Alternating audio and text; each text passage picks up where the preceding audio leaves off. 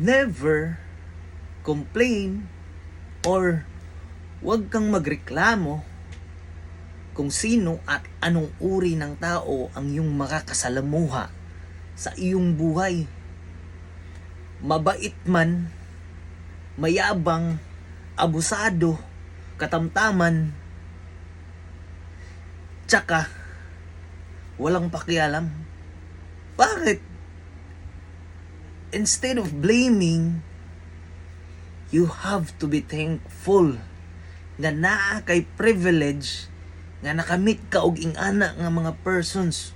Why? Ano man, sila ang nagbuisit sa ako, sila ang pinaka-buisit og na ako'y mga tao nga. No! Stop blaming.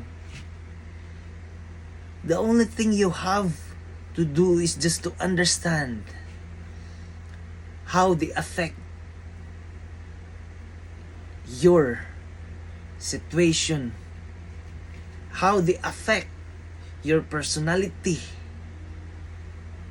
Ano nga bang na idudulot nila kung bakit ka nagkakaganyan? Alright, no?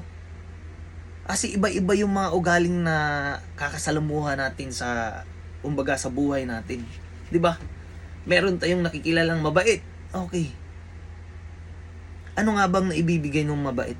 Siyempre, the comfort, the happiness, which is maganda yung kumbaga you have the kumbaga wala kang kabahala-bahala sa lahat kasi mabait yung kasama mo. 'Di ba? Nai-enlighten ka kasi walang gulo yung kumbaga lakad nyo kung saan kayo. 'Di ba?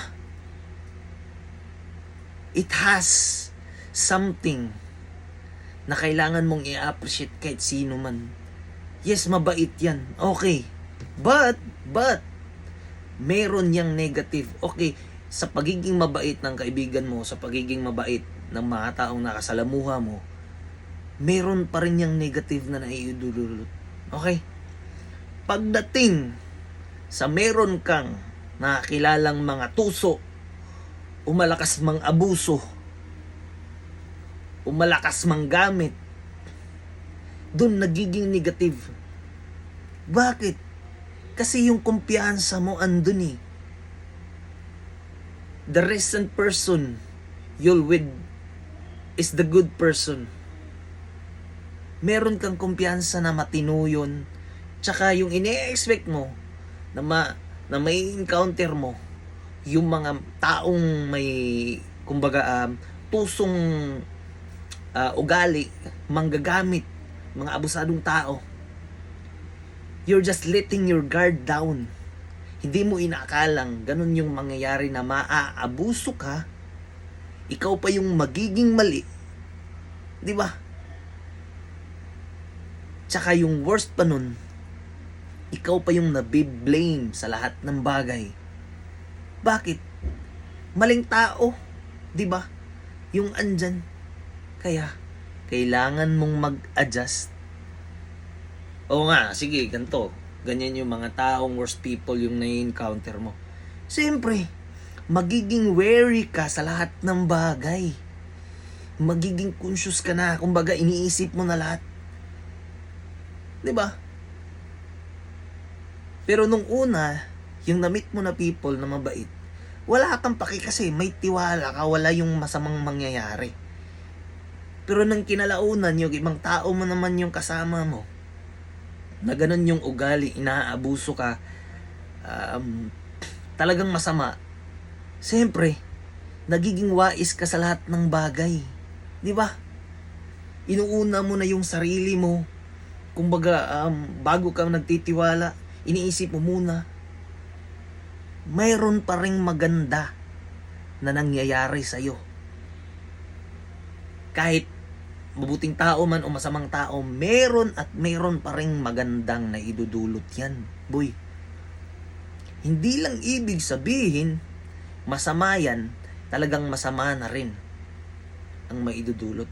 Meron at merong maganda yang naidudulot. Kasi, nagiging wais ka at ikaw mismo, ikaw mismo sa sarili mo, alam mo na kung paano ka gumalaw at paano ka hindi maabuso ng ibang tao na katulad nun. Siyempre, worst people yun di ba? Kahit anong gawin mong maganda, talagang hindi maganda pagdating sa kanila. Worst nga, di ba? So, siyempre, ikaw na mismo yung mag-a-adjust, di ba? It's how you react nga, di ba? Siyempre, kung pipiliin mong maging masama, siyempre, sasama ka dun. Pero kung pipiliin mong maging mabuti at matinong tao, siyempre, iiwasan mong ganong tao. Di ba?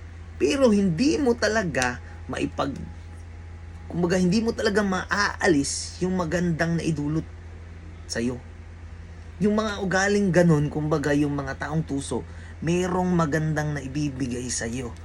Kasi kumbaga, nabibigyan ka ng magandang example, hindi nga pala dapat maging mabait ka sa lahat ng bagay, o hindi nga pala dapat maging kumpiyansa or kampante ka sa lahat ng bagay. Yun. Kasi kung hindi mo naman iisipin ganun, yung mga taong nai-encounter mo, talagang wala lang yung mangyayari. Pero pag iniisip mo, ginagather mo talaga lahat ng experience tsaka knowledge, dun mo mahuhubog lahat yung personalidad mo. Na nga, oo nga pala, no? Meron nga palang ganyang tao na kahit anong bait mo, na kahit anong tinu mo, na kahit anong pagpapakaalala mo sa kanya, talagang aabusuhin at aabusuhin ka. Siyempre, yan yung pinakamagandang maidulot. Kaya wag kang mag-complain. It's up to you how you react. 'Di ba? Nasa sayo na yun kung saan ka pipili at ano talaga yung mga bagay na nararapat gawin. Siyempre, kung pipiliin mo yung mga ganung tao, siyempre alam mo na mga abuso ka, babalik ka pa dun. Siyempre, pag alam mo pa yung andun ka palagi sa mga mababait, siyempre, you're always letting your guard down. Di ba? Hindi ka nagiging ready sa lahat ng bagay. Kasi, kumbaga, kumpiyansa, napakalaking kumpiyansa kasi you are surrounded with good people. Alright, no? Hindi mo nai-expect yung mga, kumbaga, trahedyang darating, kumbaga. Pero pag andun ka sa mga masasamang tao, kahit wala pa yung ginawa, kumbaga, nagiging alerto ka na. Dahil alam mo, meron at merong masamang mangyayari sa lahat ng bagay. Diba? Yun eh. Yan yung pinakamalaking dulot sa lahat ng tao. Kaya kung sino mang naging encounter mo, o sino man yung naging kaibigan mo sa lahat, magpasalamat ka. Oo, naabuso ka, pero at least it has the lesson, it has something that you learn from them. Diba? Kaya, huwag kang mag-complain. Huwag kang mag-blame. Dapat nga pala, thankful tayo, diba? Siyempre, kung ikaw hindi naman, kung gusto mong maabuso, doon ka talaga. Diba? Talagang mag-i-stay ka sa mga ganung tao. Pero kung gusto mo talagang matuto at gusto mo talagang mag-adjust, ayaw mong maabuso, siyempre, lalayo ka doon. Diba? Pipili ka kung saan ka talaga nararapat. Diba? Di ko naman ibig sabihin, huwag kang lumayo sa mabait.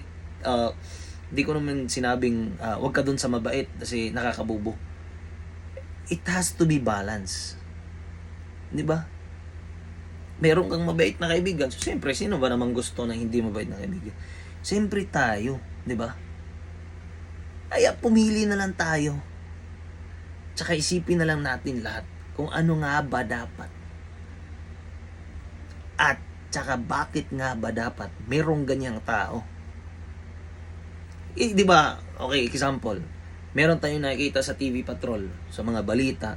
Yung tao, number one example, yung matinong tao, mabait na tao, meron tayong nakita. Okay. Mr. Beast, kumbaga, namigay ng mga pagkain, bigas, Beatmaster. Sila yung magagandang, mababait na influencer, diba, sa social media. Sa YouTube, ganun sila. Namigay ng mga, ganun na, namigay ng mga damit, pabahay, ganun. 'Di ba? Nai-inspired tayo. Nai-inspired tayo. 'Di ba? Nai-inspired tayo dahil mabait eh. Pero pag yung masama, nakikita natin, maraming pinatay dyan, saan ba banda dyan, may binaril sa iskinita dahil dyan ng ganyan. Siyempre, meron lesson tayo na makukuha. Bakit siya binaril at bakit ganun nangyari? At saan ba yan? Maraming basihan tayong naiisip. Okay? Di ba? Kaya nga merong gabi, merong araw para makapagpahinga. 'Di ba? Kaya nga inuulan, 'di ba? Talagang hindi mo dapat kailangang mag-complain. Kasi maraming naidudulot 'yan. Which is the only thing you have to do is just to appreciate what you have encountered at what you have experienced. Yes. Yung iba nga hindi maka-move on. Bakit nga ba tayo hindi mag-move on na tayo? At least it has the lesson. No. Marami tayong natutunan sa mga ganyang bagay, di ba? Alright. Hindi mo naman kailangang magkondena o mag-complain ng mga ganyan kasi ganyan talaga yung papel nila. Yan yung pinili nilang buhay.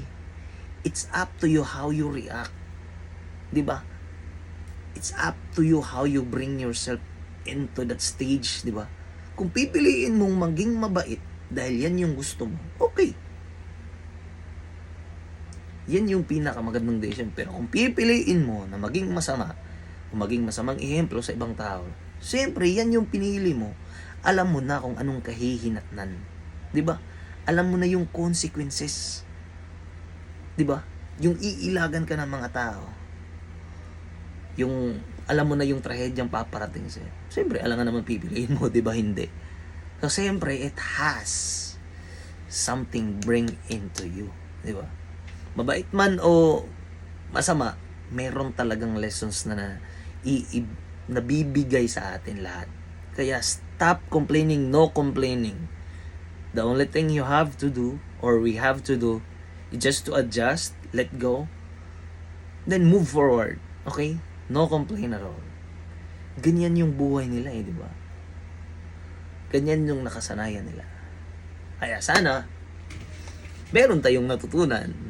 Sa bahaging ito, gusto ko lang magpasalamat sa lahat ng mga nanonood sa video ko at sana, kahit konti lang, meron talagang akong mabuting naidulot sa inyo. Kasi nga, di ba, tao lang tayo. I'm not perfect.